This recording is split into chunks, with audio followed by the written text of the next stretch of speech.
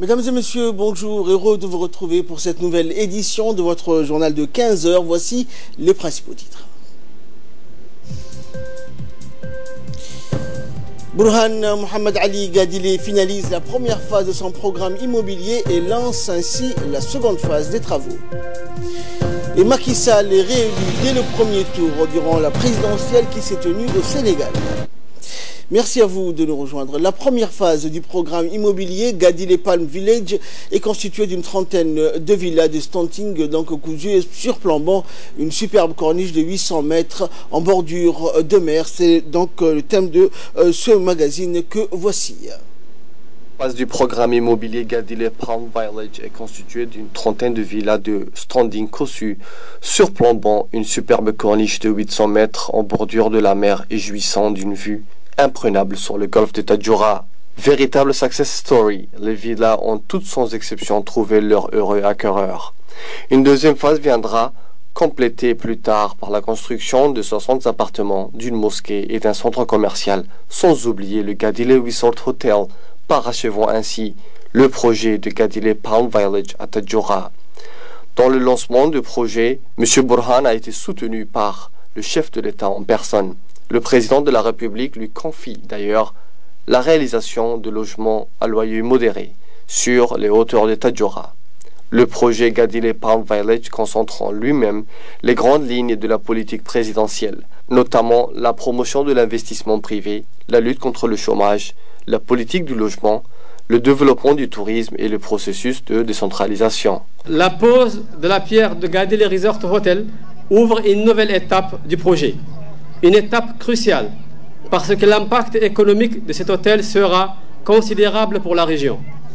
Monsieur le Président, la bataille pour le développement économique que vous avez engagée assigne au secteur du tourisme le rôle qui doit être le sien, c'est-à-dire le moteur de la croissance économique. L'adoption mardi dernier par le Conseil des ministres de la stratégie nationale de développement du tourisme vient de le confirmer. Je cite: la vocation du secteur du tourisme a joué un rôle primordial dans le développement économique du pays.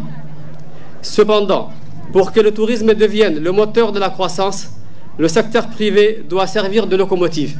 C'est donc ce signal fort qu'était venu donner hier à Tadjoura le président de la République, son Excellence Ismaël Omar Guelleh, en participant personnellement à la cérémonie de pose de la première pierre du Gadile Resort Hotel et à l'inauguration de la première phase du projet qui ont nécessité un montant de 15 millions de dollars.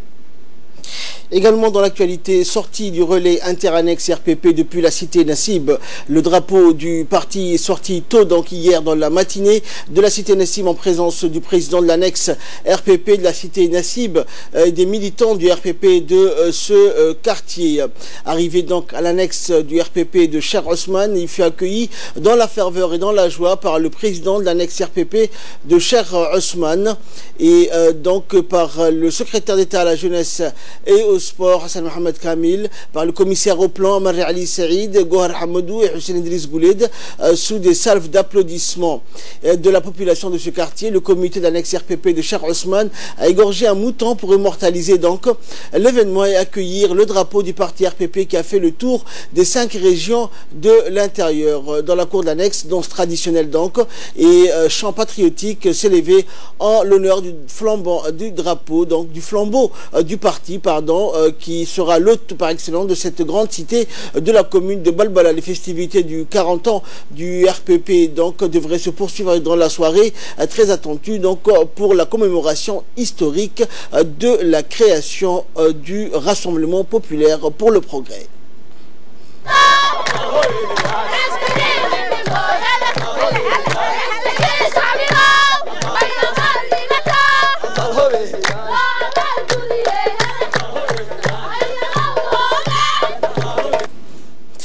Le centre de formation des enseignants de l'enseignement fondamental est l'entité chargée de la formation au ministère de l'Éducation nationale et de la formation professionnelle. À ce titre, toutes les ressources humaines du MENFOP sont formées au CFEEF régulièrement dans le cadre de formation et de renforcement des capacités professionnelles, dans le cadre de la politique axée dans la culture des résultats prônés par le ministre Moustapha Mohamed. Le personnel administratif de tout le niveau hiérarchique bénéficie aussi des sessions de formation tant sur l'amélioration de la gestion administrative ou des modules spécifiques pour chaque service administratif.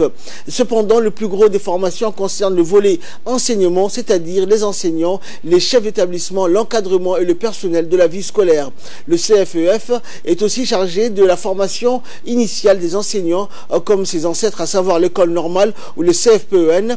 Depuis 2016, le CFEF a accueilli la première cohorte d'élèves professeurs du cadre unique, une nouvelle disposition donc où les enseignants de tous les niveaux de l'enseignement fondamental et également pour l'amélioration de l'enseignement secondaire général et technique. Et une mission de formation. Ces missions de formation sont organisées de manière régulière au sein du centre de formation. Les différents publics concernés sont les différents acteurs du ministère, en particulier les enseignants, tout niveau d'enseignement confondu, les conseillers pédagogiques, les chefs d'établissement, les personnels de vie scolaire, tous ceux qui de près ou de loin contribuent aux apprentissages dans les classes, au pilotage des établissements et à la réussite, somme toute, de nos élèves. Nous accompagnons bien sûr la politique éducative du ministère de ces dernières années, qui met en exergue l'utilisation des TIS dans les enseignements apprentissages. Dans les formations, il y a eu aussi cette part de TIS. Vous avez pu voir dans la salle Smart Classroom, qui fait partie maintenant des nouveaux outils que nous utilisons, que des enseignants ont bénéficié d'une formation en mathématiques avec ce nouvel outil qui fait partie maintenant du paysage pédagogique de notre pays. L'ambassade de la République de Djibouti en France a abrité dans la journée d'hier la première réunion des ambassadeurs du groupe africain pour l'année 2019 autour d'un petit déjeuner. À cet égard, une trentaine d'ambassadeurs furent présents et une vingtaine de missions représentées par des chargés d'affaires ont pris part à cette importante réunion du groupe africain. Les discussions sur la solidité et solidarité du groupe africain à Paris ainsi que les voies et moyens de raffermir la coopération avec la France, qui est le pays hôte, au sein de notre mission donc diplomatique, avec toutes les facilités que requiert un tel événement, furent couronnés donc de succès, et ceci témoigne, si besoin était, donc de la politique diplomatique proactive de la République de Djibouti, conformément à la feuille de route du chef de l'État Ismaël Omar Guelleh.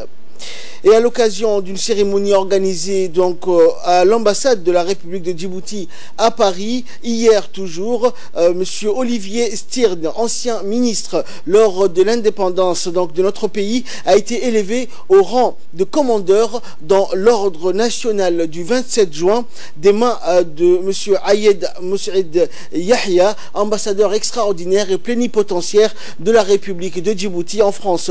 Pour rappel, monsieur Olivier Stirn, en politique français, parlementaire et ministre plusieurs fois sous la Ve République, a été le chef de la délégation française qui a mené les discussions qui ont précédé à notre accession à l'indépendance le 27 juin 1977. Cette décoration consacre donc ses liens anciens et son amitié pour notre pays. La sous-direction régionale du secrétariat d'État à la jeunesse et au sport, en collaboration avec les forces armées djiboutiennes, notamment le RAR 1 stationné à Arta, a organisé la finale de la première édition du tournoi de football civil-militaire mercredi dernier. La finale de la première édition se termine donc en apothéose sous la houlette du préfet de la région d'Arta, Abdullahi Dalal Oukié, et du chef du corps du régiment Action Rapide, colonel Ibrahim Ali Farah. La finale, qui a été hautement symbolique, a opposé l'équipe RAR 1 de la force, de la force militaire Action Rapide d'Arta et l'équipe de l'hôpital régional de la CNSS. La finale s'est terminée sur un score de 2-0 en faveur de l'équipe de la CNSS, qui devient le champion de la première édition du tournoi de football civil militaire d'Arta. Par la suite, la sous-direction régionale du secrétariat d'État donc a remis des trophées et des médailles à l'équipe gagnante ainsi qu'aux meilleurs joueurs du tournoi. Il faut rappeler que cette ample activité sportive régit sur la feuille de route du secrétariat d'État à la jeunesse et au sport dans le but de développer un environnement sportif productif. L'hôpital régional d'Ali Sabi a organisé dans le cadre donc des activités quotidiennes de l'équipe mobile une mini-caravane multidisciplinaire donc avec des médecins spécialistes dans la localité de Assamo.